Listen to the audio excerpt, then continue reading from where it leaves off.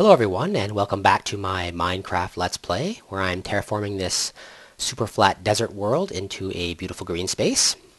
You're going to notice a couple of things here. You're going to notice that we have a lot of grass growing. It's looking pretty well. It's growing pretty quickly, which is really great. Everything came up from down here and up. You're also going to probably notice that I am no longer level 33, that I am now level 8. And a couple of awesome things happened last night.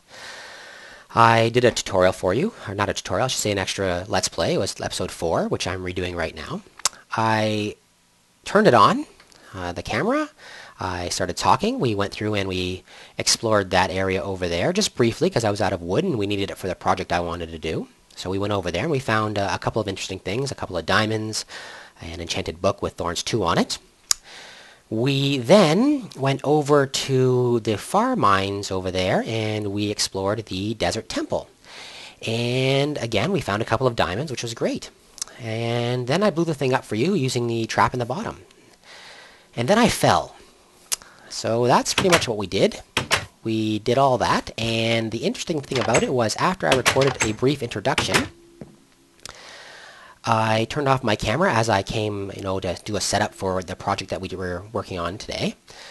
And I forgot to turn the camera back on. So you missed my death, you missed me exploring the desert temple, and you missed me building this contraption here. Now that's all going to be changed because in today's episode I'm going to demonstrate exactly what I did yesterday as far as the machine is concerned, and then I am going to tear it down and rebuild it for you in this episode. So let me just show you how this works. If we step on top, walk off that plate, we get our pop-up library books here, our enchantment table books, and by pressing this button, we cycle through options for enchanting and enchanting levels. So that's lower level enchantments as well as a full enchantment table.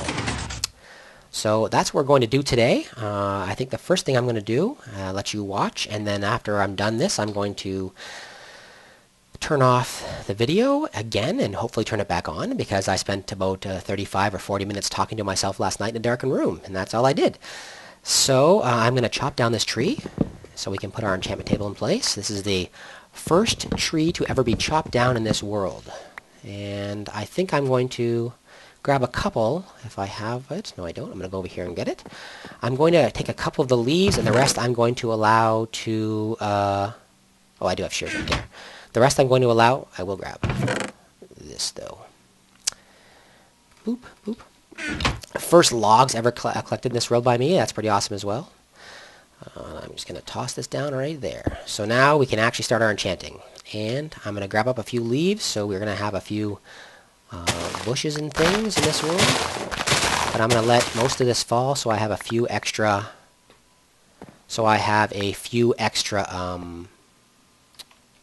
saplings, I'm hoping. There we go. That should be enough bushes. So yeah, the way this works, everything pops up, and then when we walk off, everything goes back down. And it remains in whatever state you had it in, so I had it in the full state. If I walk on, it comes back in the full state. If I change it to the condensed state, and I walk off, it'll go down, and come back up in the full state again. So it allows us to do extremely low-level enchantments, which are, just using simply the enchantment table by itself, and it allows us to do medium ones, which is half the tables, and finally the full table set. So that's where we are, and I think I'm going to cut this off right now, go downstairs, tear up all the work I did, and redo at least the most important part for you on camera, so you'll be able to see exactly how it was done. Alright everyone, talk to you all soon. Hello everyone, welcome back to my Minecraft Let's Play series, A Quest for Eden. I took a little short break there. We've already done an introduction, so you know exactly what we're going to be doing. We're going to be tackling today and finishing up the important part of this enchantment table. So the enchantment table lies directly above this location, and I've left the redstone in place so that we can see I don't want to redo the whole thing. Actually, the redstone took a really long time to do to make sure that everything was working properly. There's a fair number of redstone circuits in here, and what I will do is a full tutorial on this later on.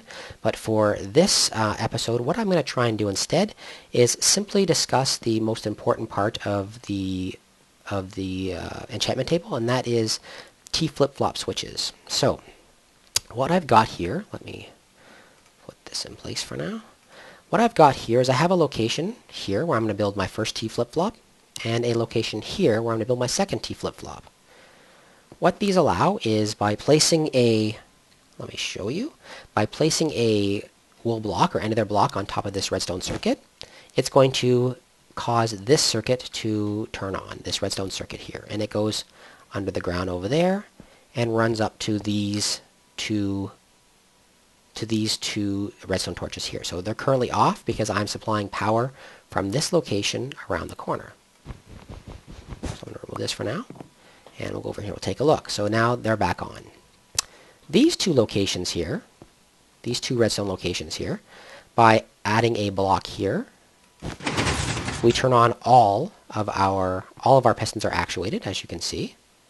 And by removing this and putting it here, only some of our pistons are actuated. So basically we have four states of this machine. We have on. This allows it to be turned on and off, the entire machine.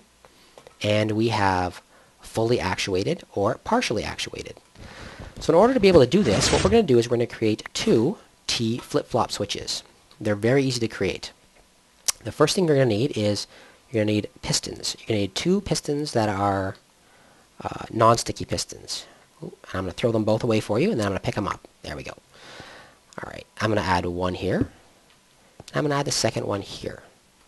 These two pistons are going to push a block back and forth across this redstone circuit. So it's going to allow this thing to be actualized. So I'm just going to I'm going to use a wool block, a blue wool block, so we can see it moving back and forth. So this is the basis behind our T flip-flop. We want to move this block back and forth across this redstone torch, thus completing this circuit along here. In order to do so, the first thing we're going to have to do is create the actual flip-flop. And I'm going to use white wool on top. I always use white wool. In order to do so, we add a piece of wool here and a piece of wool here.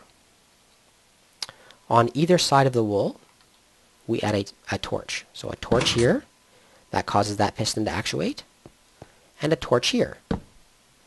Now, right now what's happening, and I won't cut that away, this piston is fully extended and pressing against the blue block.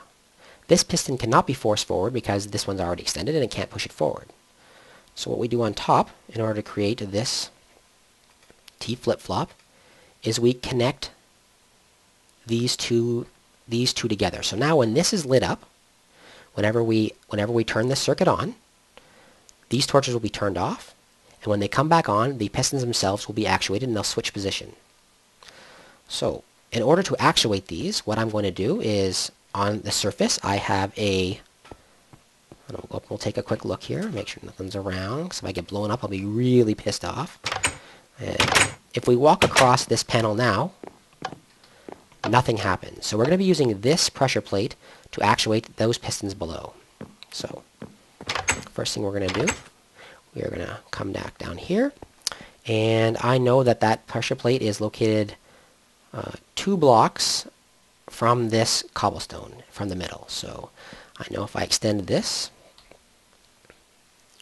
1, 2. Now we're going to have a problem here because if we try and put a piece of redstone here, which I will do for you right now. If I put a piece of redstone here, it'll connect the circuit, and we don't want that. So we're going to cut that off by using another piece of wool right there. So now, as you can see, I still have my redstone here, and it's no longer connected below. So now I'm going to add a second piece of redstone, which is at my 8. Bam.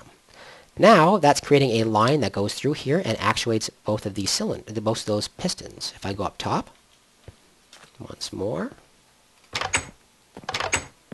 and I walk across it, you will hear the pistons go. Okay, they go across, and they go across. So that is a T flip-flop. That will move these pistons back and forth and change the state of this entire machine. I'm going to build a second one right here. Again, we're going to use 2 pistons, one there, and a second one here. And this time we're going to use a piece of orange. Okay, so as soon as I put that down, some of the pistons actuated. Once again, as I showed you before, we're going to build across the top, one there, one here, with a redstone torch on either side. Redstone torch here, and a redstone torch here. And again, we're going to put redstone across the top, here and here. This is the input, again, to our T flip-flop. Now, above, I have got a piece of, right above here, I have a, well, let's go take a quick look so you can see it. Right above that location, I have this piece of obsidian with a button. And if we look down, we can see that we can actually see our redstone down there. I have to bring the power from this button below. So if we go down,